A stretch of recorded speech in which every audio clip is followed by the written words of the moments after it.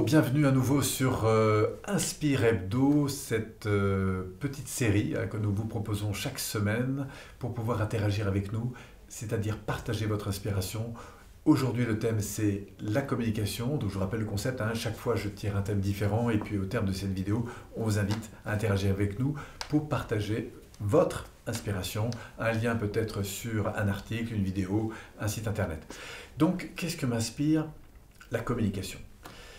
J'ai envie de dire que la communication, c'est quelque chose d'absolument essentiel parce que on ne peut pas grandir tout seul. C'est-à-dire que ce soit dans les difficultés ou que ce soit dans les grands moments, les moments qui nous portent plus, je vais commencer par les difficultés. Quand on est face à des contraintes extérieures, si par exemple j'ai un problème avec mon voisin, ou si j'ai un problème avec mes enfants, ou si j'ai un problème avec mon collaborateur, je pense que la seule manière de faire évoluer la situation, eh bien, c'est justement d'interagir ensemble. C'est-à-dire de communiquer de façon à faire en sorte que nos différences de perception, de sentiments parfois, d'objectifs aussi, eh bien, puissent se rencontrer. Et c'est grâce à cette communication qu'on va pouvoir évoluer.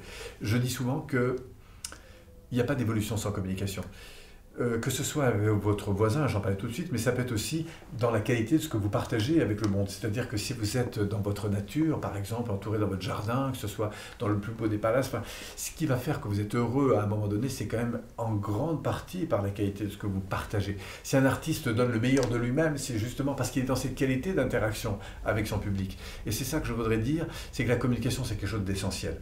C'est cette considération que je peux avoir pour mon environnement, qu'il soit évidemment humain, mais qui peut être aussi animal, végétal et autres. Donc c'est ça que je trouve de grand dans cette notion de communication. Alors évidemment, je crois qu'il y a deux mondes dans la communication. Il y a celui de l'opposition, c'est-à-dire on n'est pas d'accord, donc on va se dévaloriser, on va s'attaquer, se fuir parfois parce qu'on ne veut plus se parler.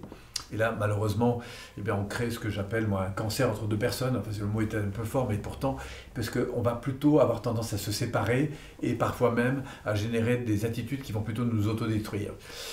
Et puis il y a ce rapport au-dessus qui est différent, où là on n'est plus dans cette fuite ou dans cette attaque, on va passer dans l'interaction commune, c'est-à-dire que je vais m'intéresser à la différence à laquelle vous me confrontez, et du coup les deux forces vont pouvoir s'enrichir, grandir et se développer. C'est ça que je trouve intéressant. Et quand on arrive justement à créer ces paramètres, à retrouver ces éléments qui font qu'on arrive à communiquer ensemble, aussi divergentes soient nos perceptions sur un sujet ou sur un autre, eh bien on accède à quelque chose de beaucoup plus grand puisqu'on s'enrichit, c'est la complémentarité et c'est ce qui va évidemment pour moi nourrir le plus notre évolution et notre richesse de ce quotidien. Voilà ce qui m'inspire autour de cette notion de communication. J'aimerais avoir votre propre inspiration. Donc si vous avez envie de nous laisser un petit message, un petit commentaire, un lien vers un article, une vidéo, n'hésitez pas à le faire. Au terme de cette vidéo, on vous fait un petit cadeau et puis si la série vous plaît, vous pouvez vous y abonner. En tout cas, j'aurai grand plaisir de vous retrouver dans une semaine sur la prochaine vidéo Inspire Hebdo. Merci à vous, prenez soin de vous et surtout de vos relations. Merci.